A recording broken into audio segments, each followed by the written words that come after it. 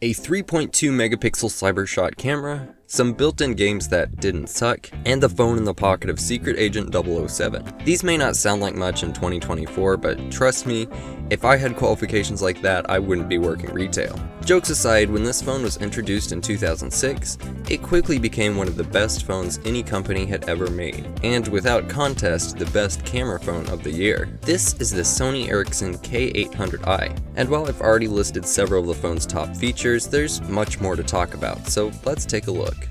In 2005, Sony Ericsson was already a force to be reckoned with. They had leaned hard into producing media-centric phones proudly bearing Sony's Walkman branding, making the need for carrying an MP3 player alongside your phone unnecessary and uncool. Then came 2006, and Sony decided to bring another of its famous brands to their Sony Ericsson cell phones. And that brand, as you've probably already guessed, was CyberShot. And the phone, as you've also already guessed, was the Sony Ericsson K800i. This marked a shift in Sony's focus as to what people wanted in their phones. Already other companies like LG had jumped on the idea that phones could be media players and had incorporated Walkman-esque features into their phones. Walkman-branded phones no longer held their appeal, and it was time for something new and exciting. And that's what brought us the first 3.2 megapixel camera on a phone, borrowing the CyberShot brand name from Sony's popular line of point-and-shoot cameras. But enough talking history, I'm gonna let this camera speak for itself with some photos I shot on this thing.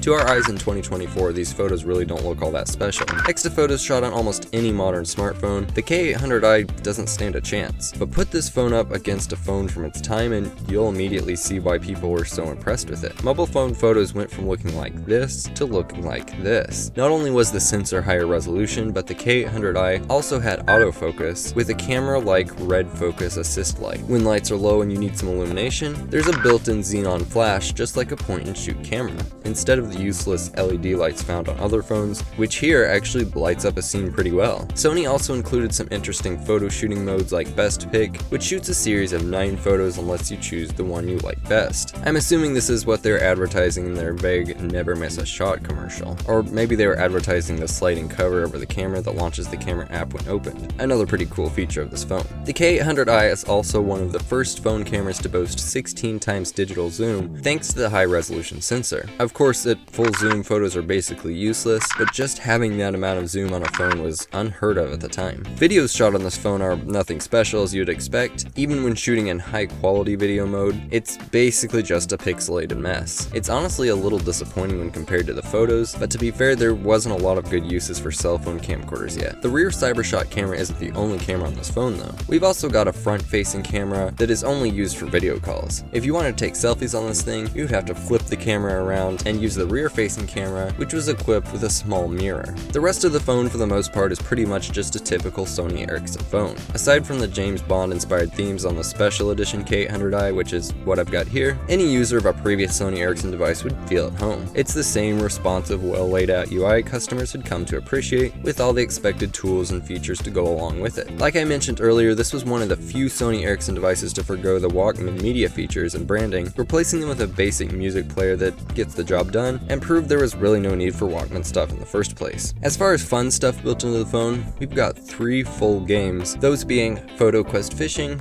Mini Golf Castles, and Tennis Multiplayer. These are all fun little time wasters, and again, there's no demos here. Pretty impressive stuff. Apparently the K800i was somewhat designed for gaming, as it is the first Sony Ericsson device to use ATI's Imagen 2192 graphics engine for rendering 3D games. I'm not exactly sure how that benchmarks against other devices at the time, but from the testing I've done, this phone is fully capable of running all the Java games I could throw at it. Last but not least, there's a little app called Face Warp, which the name is pretty self-explanatory. It does exactly what you think it does. Of course, we can't move on until I've at least briefly mentioned Music DJ, an app that lets you make your own music by mixing short looping samples. This isn't a device exclusive app, so it doesn't deserve much attention here. I just had to mention it because I've always loved this app. Moving on, let's talk about this phone's hardware. There's some good and bad, but to be honest, honest, I think it's mostly good. The K800i was what most people at the time considered to be a bigger phone, despite its comparatively tiny size next to today's smartphones. Next to the K750, its predecessor, the K800i is noticeably bigger, something reviewers noted might be a little off-putting if you're looking for a more fashion-friendly mobile device. I, however, think this phone is pretty attractive. For the most part, the K800i avoids trying to look too fancy or over-engineered with its simple but well thought out design. Unfortunately, this phone wasn't too creative with its input methods, making it feel a little bit unrevolutionary. You get this traditional keypad that's just as clumsy to type on as any, and this sharp little 4-way joystick thing is the only way for navigation. The phone fits well in a pocket though and feels quite comfortable in the hand. The camera-centric design also makes it easy to launch the camera app with this sliding camera cover on the back, which launches the camera app even when the phone is locked. There's also a convenient music play and pause button on the upper side of the device. You can also long press the volume keys to skip and reverse tracks, proving this is just as much of a music phone as any. There's also an awkwardly placed infrared port on the lower right side of the phone for slowly transferring files between other IR-enabled devices. Pretty cool if it was something you actually used. Alright, we've had enough good news. What about the bad stuff? We all know there's no perfect phone, and the K800i is no different. Starting with the camera, this may have earned the title of Best Phone Camera of 2006, but it wasn't immune to criticism. Unfortunately, even with the fancy new high-resolution sensor, this phone still failed to properly understand how to create a good photo. Like almost every other phone camera at the time, unless lighting conditions are absolutely perfect, you'll get photos with muted colors and highlights that are cranked way too high, to the point of overexposure. Autofocus is also pretty slow and hit or miss depending on what you're trying to get a photo of.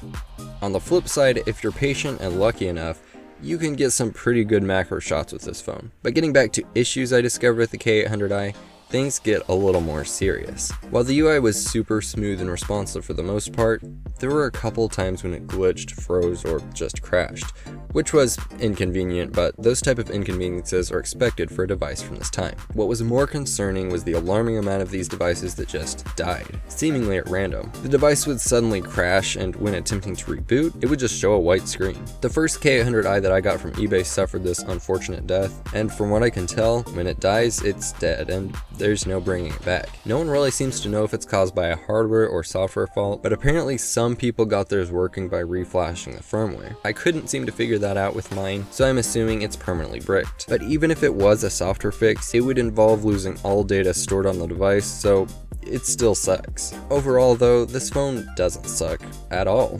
I've always really liked Sony Ericsson devices, and this one definitely didn't disappoint me. Heck, if it's good enough for a secret agent, it's gotta be a good phone. And it didn't disappoint in terms of sales either. Despite the bold asking price of $500-ish, the K800i helped Sony Ericsson achieve one of their best years ever. While the K800i might not have been the most advanced phone of its time, it was still a very solid device with more reasons than not for a 2006 phone buyer to pick one of these up. Unfortunately for this phone, the Nokia N98 was just around the corner, and then of course the iPhone would come along and change mobile phones forever. The K800i still stands out though. It was one of the first devices to make people take phone cameras seriously and would set the pace for mobile phones going forward. The Cybershot name continued to be used on Sony Ericsson devices for a little while longer, but just like the Walkman branding, it lost its appeal when other manufacturers started catching on. To summarize, this is a fantastic phone that shook the mobile phone industry and no doubt pushed other brands to try and compete with the impressive camera technology. The K800i has definitely become one of my favorite devices in my collection. If you like this video and would like to see more, I'd love it if you could become a subscriber and leave a thumbs up on the video so others can see them too. Thank you so much for watching this video, and I'll see you next time.